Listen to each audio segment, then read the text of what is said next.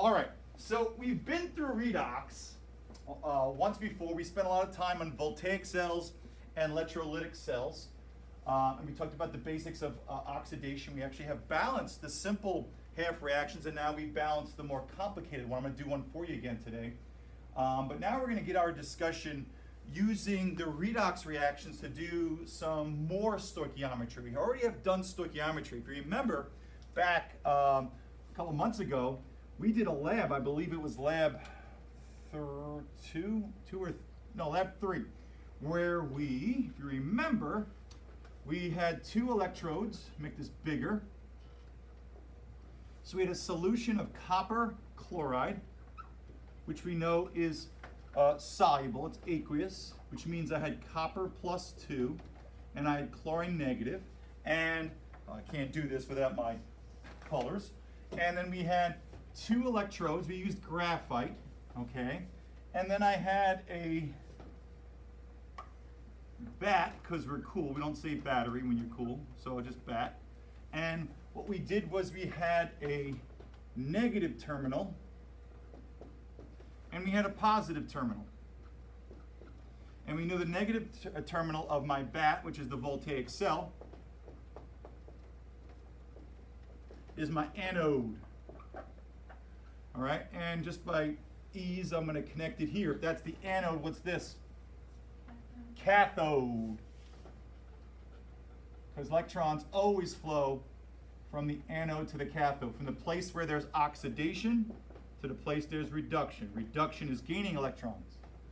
And because this is negative, it made this negative. Hey, this is the positive part of the voltaic cell. That's the cathode. This must be the anode of electrolytic cell. Hey, they're connected. Okay, why not? And if this is the positive part, it makes this positive.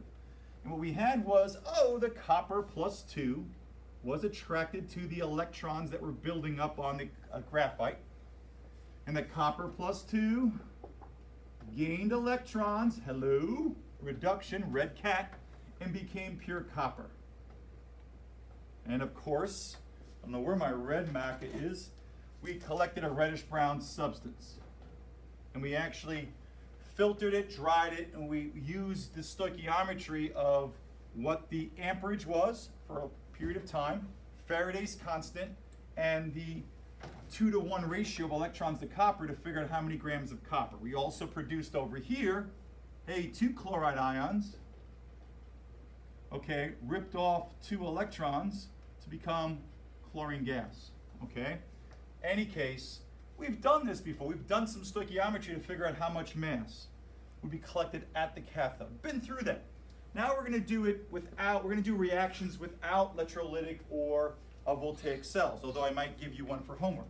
So I want to look at the more advanced redox reactions, okay? So when we look at redox reactions, the more advanced ones, okay, the reason that we do redox a lot of the times as a quality controlled analytical chemistry, remember we're still in analytical chemistry, we're still doing stoichiometry, we want to drive reactions forward, just like acid and base. What do we do in acid and base? If I've got a weak acid, okay, we know it doesn't give off H's very well. So what do we do to drive the reaction forward? What do we do to the aspirin lab to drive the reaction forward? What do we do to the vinegar to drive the reaction? We titrate it with what? Strong base. The strong base was so reactive, it drove the reaction forward so that we got a stoichiometric ratio. Whatever moles of strong base was, whatever moles of weak acid I had, it's exactly the amount of base that was needed to drive it forward. And if I had a weak base, I use a strong acid. So I always use a very reactive substance. This was so reactive that I needed what? KHP to standardize it. Because as soon as I make it, it reacts in the air or the reagent bottle as I open and close it to make more solutions reacts. So I hope you get that I need a reactive chemical. Why am I talking about this? Well, we're going to be using redox to titrate. Now, what do we titrate? What's a titration? Because we've done several already. People think titration is volumetric. Add a base to an acid, add an acid to a base. Sure, we've done all that. We've also can use a titration to add an oxidizer to a reducer. We can also talk about titration in terms of what it means. Titration in its simplistic form is you use one chemical that you definitely know to answer a question about another one you don't. What do we do in acid-base titrations? We figured out the concentration of the weak acid or the weak base. What do we do in the gravimetric titration of the group 1 ions? Remember I said, hey, do I have potassium carbonate? Do I have sodium carbonate? Remember we had solution A or B, and you guys did a titration. Now this one was, you dissolved it, you added calcium ions, and you precipitated out the carbonate. That was precipitation analysis, but that's an example of what? A titration. Titration by its simplistic terms means we use one chemical. And the chemical that we used was the calcium chloride, specifically the free calcium ions here. And we knew, and basically using excess calcium ions, we came up with a precipitate with a carbonate. Knowing the amount of the calcium carbonate, drying it, measuring it, making moles, we were able to identify the unknown. So a titration party, people, is using one chemical to get the information about another. And there is gravimetric, using gravity mass in that lab. Here, for acid and base, it's volumetric. But acid and base titrations are not exclusive for volumetric. We can do redox titrations, which is your next lab. But we need to understand some things. Okay, so any case, that being said, all right, so when I'm talking about setting up the next lab, I'm talking about, hey, I need a strong chemical to drive one forward. And normally, it's the oxidizer or the oxidizing agent. It drives chemicals that are probably not good at losing electrons, okay, by making this one so good at gaining. This pulls and drives it forward. So oxidizers, strong ones, are normally used in redox titrations. And why do I do a redox titration? Because I'm looking to figure out the concentration of another chemical that's not an acid or a base. But if its electrons can be pulled away from it, then I can do this type of titration. Instead of doing hydroxides equal H pluses, we're going to do electrons lost, electrons gained in half reactions to do this type of stoichiometry. Okay, so we're going to get to that. All right, but first, you have to be able to identify strong oxidizers or oxidizing agent. Get the word. If I'm an oxidizer, that's something that's really good at pulling electrons. And that's the same thing as saying oxidizing agent. So, unlike the weak acid, strong base, I'm going to use a strong oxidizing agent. Why? It is so good at yanking electrons, okay, that it can take electrons from chemicals that are not good at oxidizing. You can force its hand, just like a strong base forces the hand of a weak acid. So this would be a weak at getting oxidized. But if this is a strong enough oxidizing agent, it can pull, not H pluses, now it's electrons, okay? It can pull electrons stoichiometrically based upon the half reactions. But in order to do these types of reactions, it's good at identifying what a good oxidizing agent is. Some are things that you probably heard of, you've dealt with, some that you probably don't realize. Okay, so what is a good oxidizing agent? A good oxidizing agent is one that is really good at yanking electrons. I call them electron sinks. Okay, anyone who's into computers, you've heard of heat sinks. You know that your CPU gets really hot. So you gotta dissipate the heat, because if you don't, they could burn out, okay? So here are some examples of some strong oxidizing agents. Notice they have most of the time they have oxygens, but here's their basic format. You have a bunch of O's surrounding something that's really, really positive. Think about potassium dichromate, okay? CrO7 is a -2 ion. K plus is +1. So you drop this in water, okay, this becomes Cr2O7. So The K's are just kind of just floating around, they're spectators. But think about this. I have 7 oxygens. Each one is negative 2 charged. These oxygens are highly attractive. Coulomb's law. Oh, loves to attract electrons. That's why it's small. So unsuspecting electron is minding its business, and boom, it sees this oxygen, which pulls on it. Remember, its nucleus for oxygen is really good at attracting other electrons from other atoms. That's what electronegativity is. So oxygen is so small it pulls in its own electrons, it pulls in others. Now, chromium is +6. Think about Coulomb's law, party people. What's Coulomb's? The force of electrostatic attraction times some constant times the what? The size of the charges, positive and negative, over the distance squared. Forget about distance. If the positive is really what? High, the force is going to be high. Okay? Now, hold on, party people. For chromium to become +6, how many electrons did it have to lose? 6! And every time you lose an electron, the atom gets even smaller. Think about that. Why?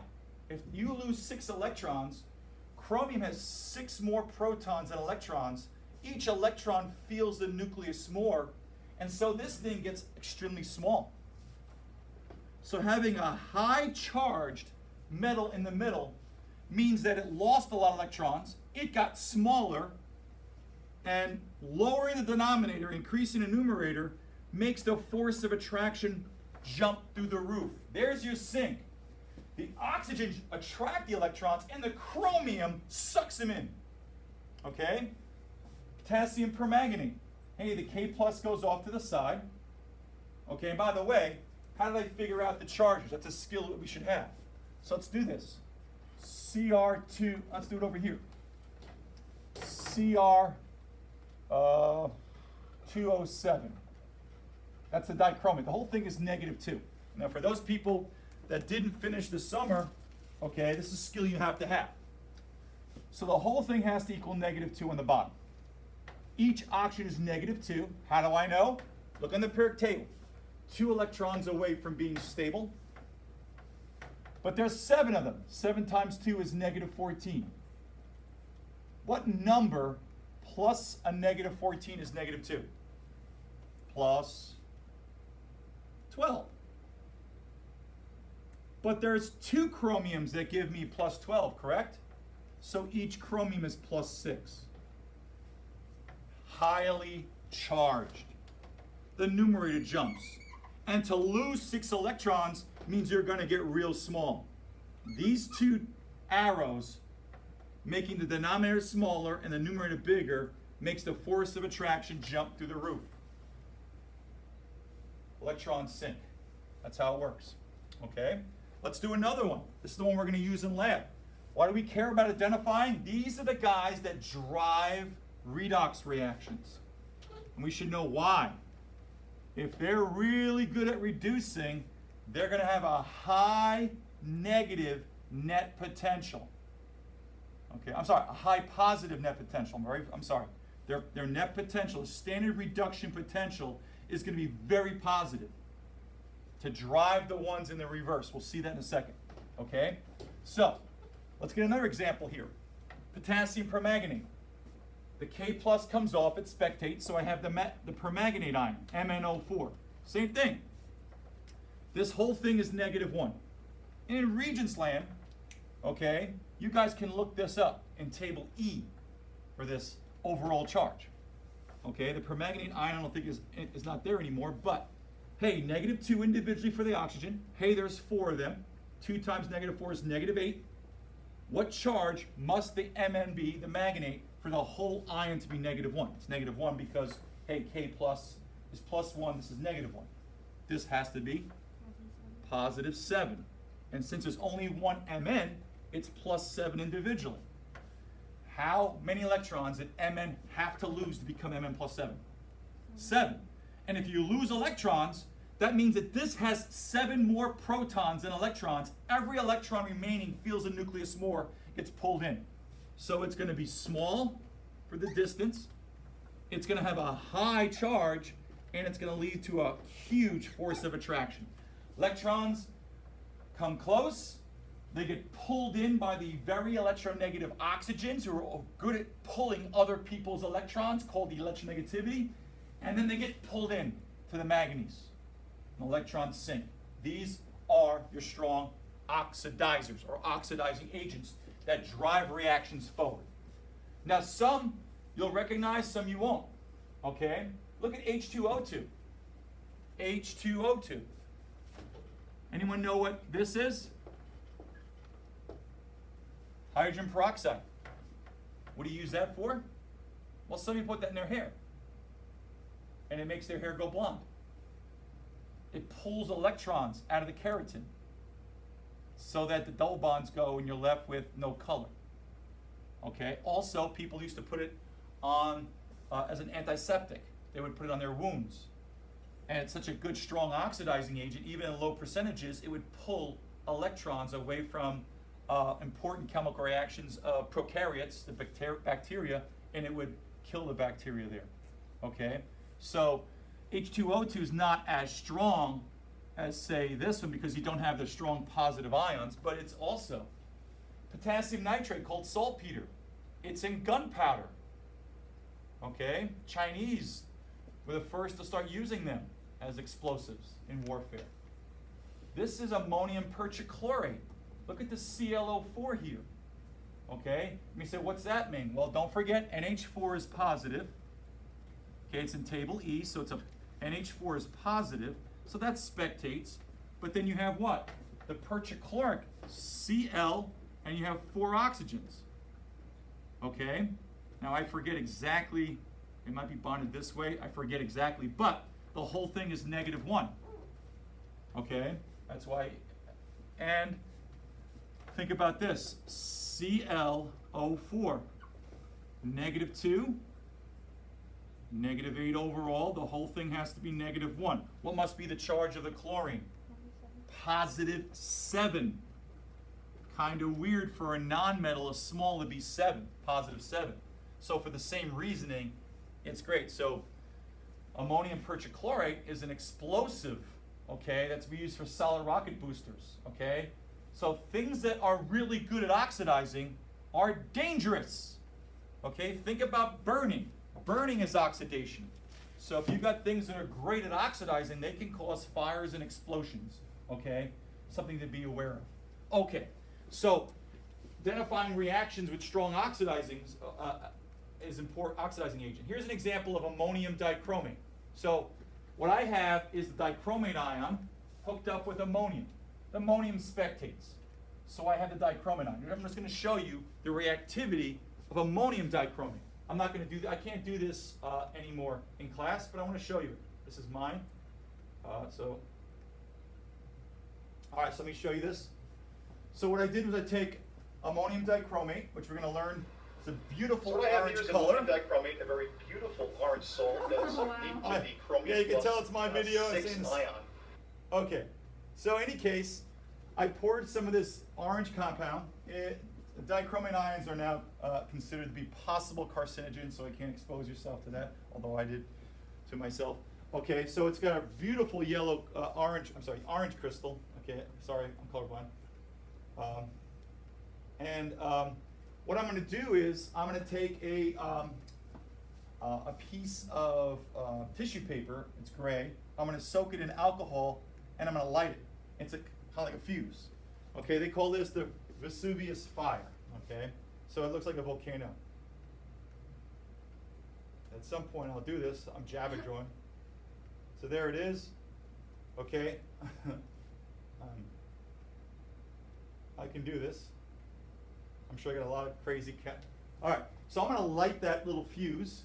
Okay, it's basically a piece of tissue paper with ethanol.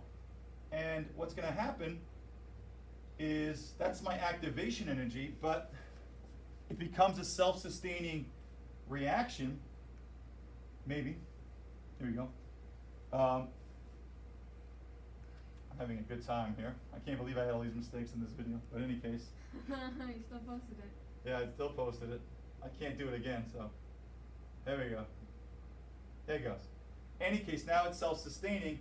Now, when the chromium absorbs electrons, it changes to a green compound. And what's cool about this reaction, it makes a flaky green compound, and it looks like a volcano. And that's called a volcanic type of reaction. Volcanoes don't do this. This, of course, is named after the volcano in Italy. In any case, the bottom line here is that you got a change in color. And we're going to learn a change in color represents a change in oxidation state. Chromium is yellow in +6. It's green, okay, when it becomes +3. So chromium's absorbing 3 electrons, okay, in this process. And that's a redox reaction. Okay, and it certainly isn't explosive, but certainly shows you, again, on the real monitor, it looks a little nicer. Okay, so moving on. So now I want to show you something called Table T, all right? And Table T shows us, and something with also a new net potential table. So I want to show you a new net potential table that has, I added some of these oxidizers in, okay? Just so you can see the strength of their ability. So what I'm going to do is I'm going to share my screen here, and we'll get here, HST, Brodsky. Hopefully it comes up right away. No, it doesn't, but I'll get it up. Okay, so let me pull this up, and then we can take a look at the strength of these oxidizing agents. Okay, so let's take a look at this. This is a standard production table, a standard reduction potential table that I've given you. In fact, I'll go sideways, so a little wider. Okay, and we can see that the what? The elements that are terrific at gaining electrons, reducing, these are strong oxidizing. If you had fluorine gas in our air, we'd be dead. Why? Because fluorine wouldn't allow electrons to move the electron transport system. It'd pull electrons immediately. So we couldn't produce any ATP. All right? Notice O2 is down here, strong oxidizing agent. When oxygen was first given off by the first photosynthesizers, okay, it killed most organisms until, of course, there was some evolution and they utilized the oxygen. So take a look at the strength of oxidizing agents. Hey, look at the dichromate ion. Notice it needs 4 protons. Remember that we talked about in acidic solutions? So with 4 protons, it absorbs 6 electrons, and its standard net potentials, or standard reduction potential, 1.33, pretty big. A little better than oxygen. Hey, look at the permanganate ion. We just did. Now it needs 8 protons, but it pulls 5 electrons, and it becomes Mn+2. That's better than gold +3. And look at this one, H2O2, with 2 protons, okay, is higher. So I grabbed some here, okay, to show you that how do I identify O's around positives. There's also an interesting one up here. We've been talking about the nitrate ion as a spectator. But wait a minute. NO3 can also be an oxidizing, in fact, a pretty strong oxidizing agent I'm going to talk about today. Look at NO3. Why is this an oxidizing agent? -2 individually, -6 overall. This thing has to be -1. This is a -1 ion. So what's the charge of the N? Plus. If the O's have to be -6 overall, what's the charge? 5. Yeah, +5. And so you've got something extremely positive surrounded by 3 oxygens. It's also electron sink. We think about nitrate ions as being spectators, but they also have an ability here, okay? And then, of course, we have our guys in the bottom that are so bad at what? So bad at getting reduced, these huge negative, that means what? They're really good at getting oxidized. These are the most reactive. These are guys called reducing agents, okay? All right. Now, I do want to talk to you a little bit about what you have to know in terms of the reagents on this and I can't stand this next table. This table gets me crazy. Now, let's talk about this. We've talked about the net potential table already a lot. Can anyone remember why we have a 0 for this reaction right here. Okay, for the reaction right here. Why is that 0? Does it mean there's no voltage going on? That's called the standard cell. Okay, you need to know that. Why is it the standard cell? Because that was the what? That was the experiment that we tested the voltage. Just as a reminder, I don't want you to lose sight why that is there. We used that. Okay, and what we did was this, very simply. Okay, we took a system that not only had some liquid, okay, but also had hydrogen gas pushed in here, and we also had H pluses in here. And in this system that was sealed, so to speak, okay, I'm lost without my colors, okay, we had an electrode. That electrode kind of stood, and it probably was platinum or some kind of electrode that it itself didn't undergo. And that electrode was exposed to H pluses or H2. We connected it through a voltmeter. Hey, Alessandro Volta, right? Through a voltmeter to measure the voltage. And then we hooked it up to a system of different solutions. For instance, when I hooked it up to, let's say, magnesium, I need a different color, sorry, I'm dancing. My colors are missing. I'm missing my red, it's bothering me. Okay, oh, let's make magnesium whatever this color is. I know it's not this color, but hey, let's say it's a magnesium strip. And then we put it in a solution of Mg plus 2. Okay, and we read the voltmeter. Now, I know the answer here. Magnesium's pretty darn what? Look at magnesium. It's good at doing what? It's terrible gaining electrons. A negative voltage means non-spontaneous. So that means that magnesium is a strong reducing agent. So magnesium's very, very reactive. It's really good at doing what? Pushing its electrons. Negative is a bad direction, means the opposite. If I'm really good at going this direction, really bad at going this direction, I'm really good going in the reverse. So magnesium drives this reaction. Magnesium, okay, pushes electrons this way. And what happens is, it gives the electrons to the what? The H plus. So the H pluses gain the 2 electrons and produce hydrogen gas. Magnesium, hey, loses those 2 electrons to become Mg plus 2. And we have an overall reaction of Mg plus 2 H pluses, okay, makes Mg plus 2 and hydrogen gas. By the way, I made hydrogen gas using zinc because zinc, all right, is also a very reactive metal, okay? Although I don't see it here, it's below. So, what was the voltage? Well, I set up my voltage to go this way. If I set my voltage to go this way, so it's going the opposite. So my meter ran backwards a negative value. And my meter ran a negative 0.237 because I had my voltage meter set backwards. And that's how we got that. What could we say here? Very important you understand this.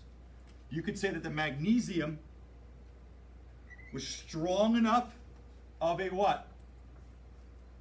Reducing agent that it made the H plus become H2 gas. Or you could say what? H plus, look where it is a strong enough oxidizing agent to drive all of these. Think with me. I know it says 0, but that's because everything is based upon hydrogen. It's a standard cell experiment. So party people, look at this. Everything below it to the right, H plus is a strong enough oxidizing agent to pull electrons. Now it makes sense. These guys are getting better at losing. But guess what? H plus is not a strong enough what? Oxidizing agent to yank electrons from these guys. Do the math. If these guys are going to oxidize, this goes what? Negative. This is a 0. So H plus is an incredibly strong oxidizing agent. I told you that H plus will yank electrons, even from a lot of our organic chemicals and break bonds, but it can't yank electrons from all the atoms. Okay? There's all these what? This list is the better what? Oxidizing agent. Who's the best oxidizing agent on this list? Fluorine, which means what? On this list, fluorine can yank electrons from all of these chemicals.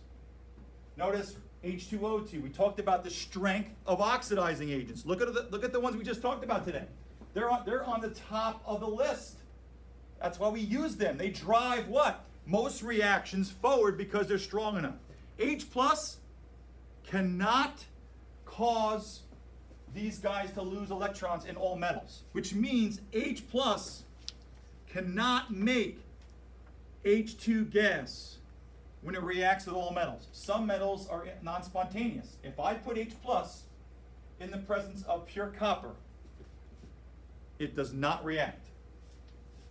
Hey, this goes forward, 0. This goes reverse the sign. Okay? So party people, when we did this, we hooked this up to copper now, and I don't have my red marker, so don't yell at me out there. So when I hook this up to copper now, and copper plus 2, and by the way, these would be 1 molar solution, this would be 1 molar gas, okay? Now, when I set this up, I know, I set this up, okay? Copper plus 2 is a stronger oxidizing agent than H plus. So what do you think it's going to do? The copper plus 2 is going to pull electrons this way. And so the copper plus 2 gets reduced, okay? And who's going to give up the electrons? If copper plus 2, okay, and where are you? If copper plus 2 is going to grab the electrons, it's the hydrogen that now reacts. The hydrogen breaks apart into 2 H pluses and gives off 2 electrons. It is those 2 electrons that are yanked by the copper plus 2 to make the pure copper. And guess where the volts go this way? Hey, now this way the voltage goes positive 0.34. It goes positive because I keep the voltmeter there. That's how it works. So H plus isn't strong enough. Okay? Now, one last piece of advice. Do acids always make hydrogen gas? Acids in the presence of metals do not always make hydrogen gas. Only the metals that are below it on the table. Okay? Who are the most reactive? So let's go introduce the worst table ever known to man. It's called Table J.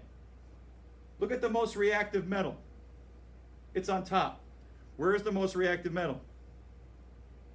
On the bottom. What do metals do? Lose electrons. So what they made is a list based upon the net potential table. Okay? And they went reverse. Who's the, look, rubidium, potassium, cesium. What we got? Rubidium, potassium, okay, cesium. Now, they may flip it, but they're taking the net potentials and going backwards. Who is the worst metal in this list? Gold. There's silver, and there's gold. Gold is so bad at losing electrons. How do I know?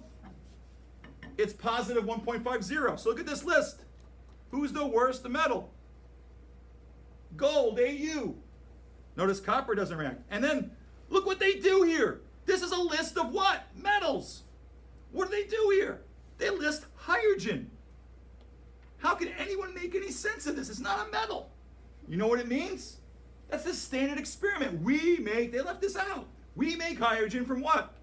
2 H pluses plus 2 electrons, and it's the what? 0.0. What's the copper doing? That doesn't react. That doesn't react. It's going the opposite way. How do you use this dumb table? They don't give you book. Okay, if I want to make hydrogen gas, I need something to oxidize. Since the metals are listed on top, the ones who oxidize are higher than the one who reduces.